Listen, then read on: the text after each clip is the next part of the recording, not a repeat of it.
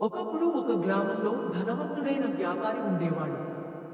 అతనికి మంచి దుకాణం, బంగారం, ధనం అన్నీ ఉండేవి. కాని అతను చాలా స్వార్థపరుడు మరియు మోసగాడు. తక్కువ బరువు కొలతలతో గ్రామస్తులను మోసం చేసేవాడు. ఒకసారి ఒక రైతు ధాన్యం కొనుగోలు చేయడానికి అతని దగ్గరకు వెళ్ళాడు. వ్యాపారి అతనికి తక్కువ ధాన్యం ఇచ్చాడు, కానీ బాగా బరువైనట్టు చూపించాడు.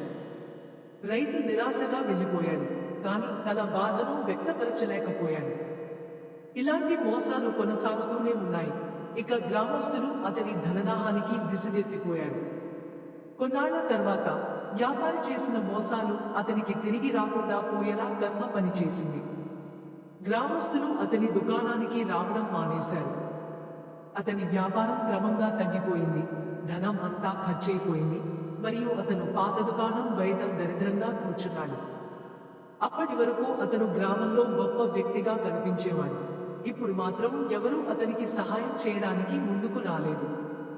చివరికి వ్యాపారి తన పొరపాట్లను అర్థం చేసుకున్నాడు.